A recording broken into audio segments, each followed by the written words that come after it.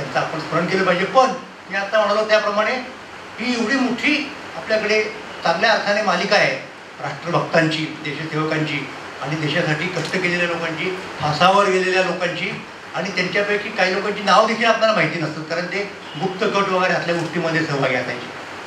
आता या सगळ्या लोकांचं प्रॅक्टिकली नाव घेणं आपल्याला शक्य नसतं. मग अशा वेळेला आपण काय करतो, एक प्रातिनिधिक काहीतरी निवड करतो. जसं आमच्या वारकरी लोकांच्या मध्ये ज्ञानबा तुकाराम भजन करतो. तो लोक विचारतात ज्ञानबा तुकारामच का?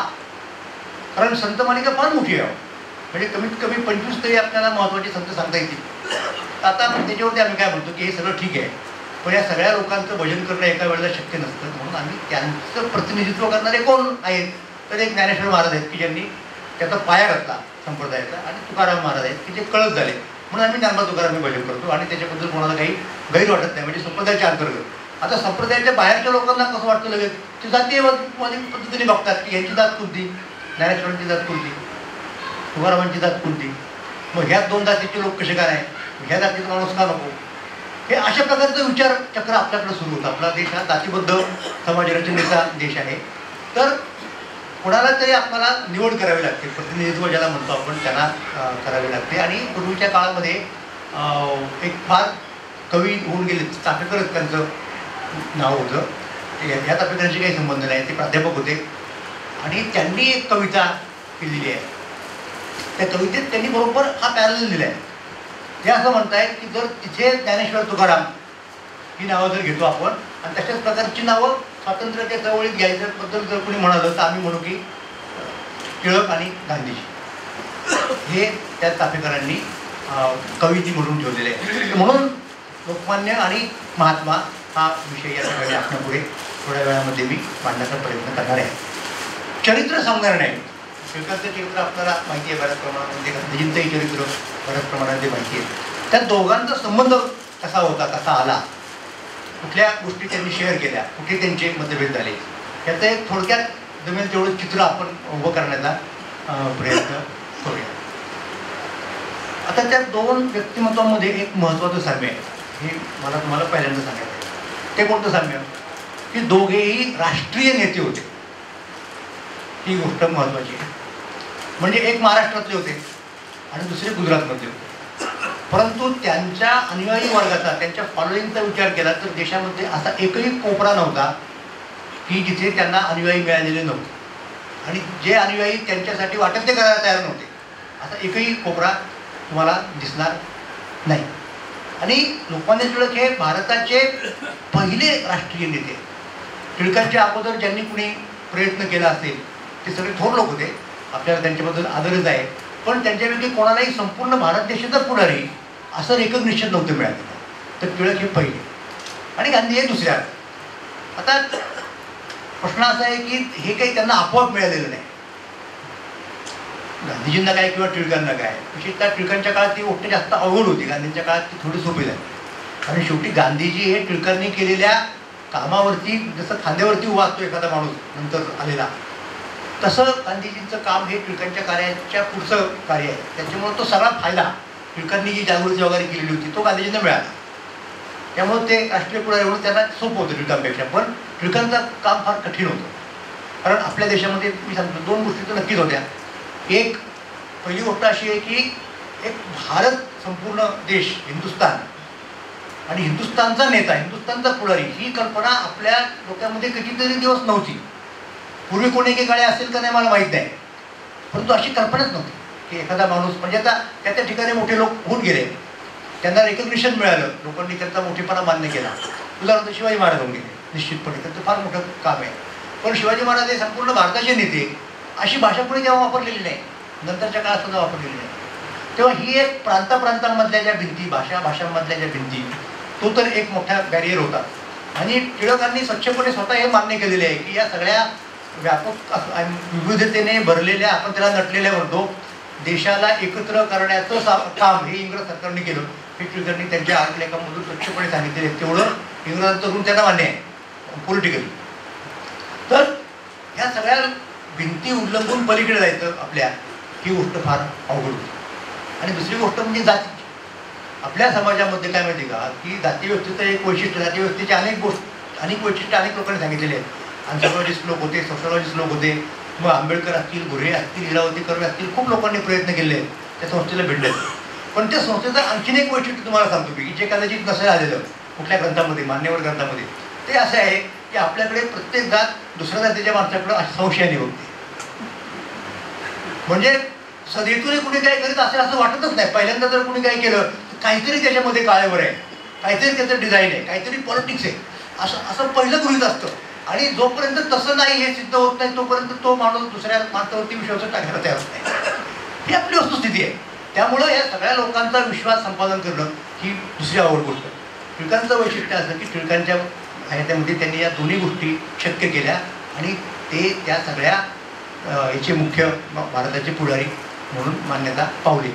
आता हे झालं, हा विश्वासाचा मुद्दा झाला, विश्वासार्हतेचा मुद्दा झाला. पण त्यासाठी कष्ट किती आहे.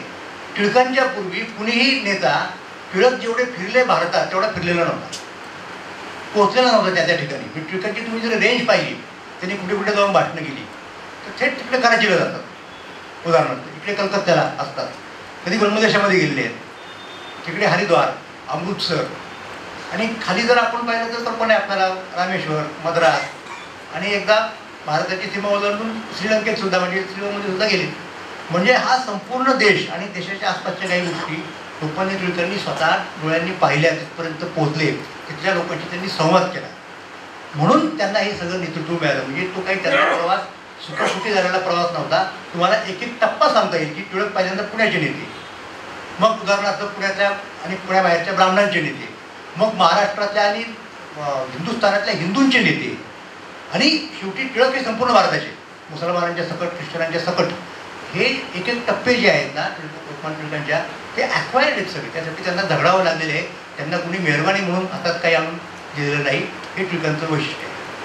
आता या बाबतीत टिळकांपेक्षा गांधीजी जे आहेत ना ते सुदैवी होते, हे मला मुद्दाम सांगायचे. म्हणजे कसं की टिळकांच्या राजकारणाची सुरुवात महाराष्ट्रातनं, भारतातून झाली आणि तीही पुण्यातनं झाली.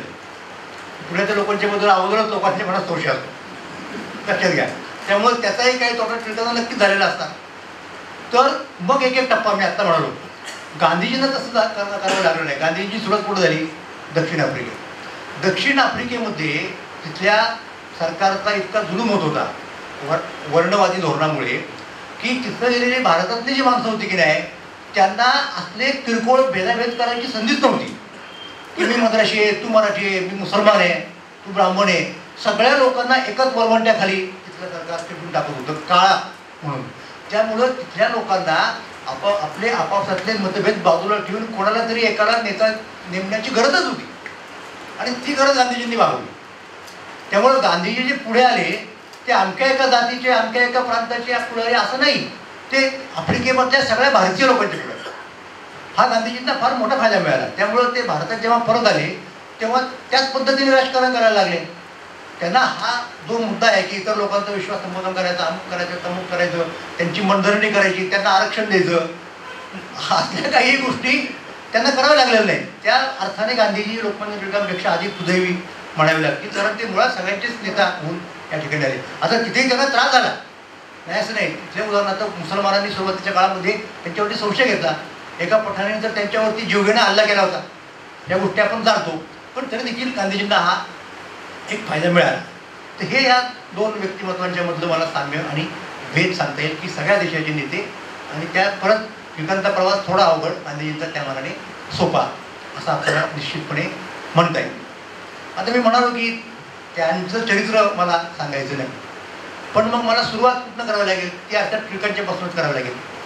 आणि टिळक जे नेते झाले निर्विवादपणे संपूर्ण भारताचे, ते आपल्याला साधारणपणे साल सांगता येणं शक्य आहे, तो कालखंड सांगता येणं शक्य आहे. तो कालखंड कोणता? तर तो जेव्हा बंगालची फाळणी झाली आणि त्या फाळणीमध्ये लोकमान्य टिळकांनी बंगालची बाजू घेतली आणि बंगाली लोकांच्या पाठीमागे ते उभे राहिले आणि सगळ्या देशाला बंगालच्या मागे उभं केलं. आणि त्याचं निमित्त करून त्यांनी विशेषतः स्वदेशीची चळवळ आणि बहिष्काराची चळवळी पुढे आली. त्यामुळं त्या क्षणी गांधीजी टिळक संपूर्ण भारताचे नेते झाले असं आपण म्हणू शकतो. तथापि तत्पूर्वी सुद्धा बंगाली लोकांना लोकमान्य टिळकांचं एक आकर्षण होतं. या टिळकांच्यावर ज्या वेळेला ह्या रॅनच्या खुनाच्या वेळेला एक खटला भरला गेला राजद्रोहाचं निमित्त करून, तेव्हा बंगाली लोकांनी लोकमान्य टिळकांच्या याच्यासाठी बचावासाठी पैसे गोळा केले होते, डिफेन्स फंड म्हणून अशा प्रकारचा. आणि इतकंच नव्हे तर तिकडून 2 वकील पाठवले होते टिळकांची बाजू मांडावी कोर्टामध्ये म्हणून. म्हणजे अशा प्रकारे बंगालचे आणि टिळकांचे संबंध हे पहिल्यापासूनच चांगले होते असं आपल्याला दिसतं. आणि बंगालचे लोक इकडे काही माणसांना पाठवायचे की तुम्ही पुण्याला जा, टिळकांना भेटा, त्यांच्याकडनं काही गोष्टी शिकून घ्या. म्हणजे उदाहरणार्थ यांची भाची रवींद्रनाथ टागोरांची भाची सरलादेवी रायचौधरी त्यांचं नाव होतं, तर त्या मुद्दाम पुण्याला आल्या होत्या. कशासाठी आल्या होत्या पुण्याला? की पुण्यामध्ये हे क्रांतिकारी जे लोक आहेत, काहीतरी शस्त्र घेऊन काही गोष्टी करणारे, ते तशा प्रकारचं सामर्थ्य कसं कमावतात. पुण्यामध्ये आखाडे आहेत, पुण्यामध्ये तालमी आहेत, हे त्यांनी ऐकलं होतं. बंगालमध्ये तसलं काहीच नव्हतं. मग ते आपण पुण्यात जाऊन शिकून घेऊयात आणि मग बंगालमध्ये तशा प्रकारच्या गोष्टी करूयात म्हणून ही बाई इथे आली पुण्यामध्ये.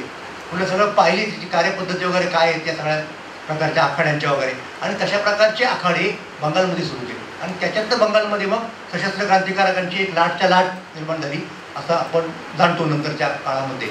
तर बंगाल आणि महाराष्ट्र आणि टिळक यांचे संबंध तर त्याच्या पहिल्यापासून दिसतात, पण हल्लीच्या काळामध्ये ते आणखीन दृढ झाले. त्याच कारणामुळे त्यांना पुढं 8 साली खटल्याला सामोरं जावं लागलं बॉम्बस्फोटावरच्या काही आंदोलकांच्यावरनं, आणि ते त्या काळामध्ये संपूर्ण देशाचे हिरो झाले, नायक झाले. म्हणजे उदाहरणार्थ, आणि तिथे जातीपातीच्या ज्या मर्यादा आहेत त्या तर त्यांनी ओलांडल्या. त्याचा एक साधा गमक असा आहे की टिळकांना शिक्षा झाली 6 वर्षांची, तेव्हा मुंबईमधल्या कामगारांनी मुख्यत्वे करून आपल्या कामावरचा म्हणजे हरताळ पाडला. म्हणजे विशेषतः गिरणी जेव्हा ज्याला म्हणतो आपण,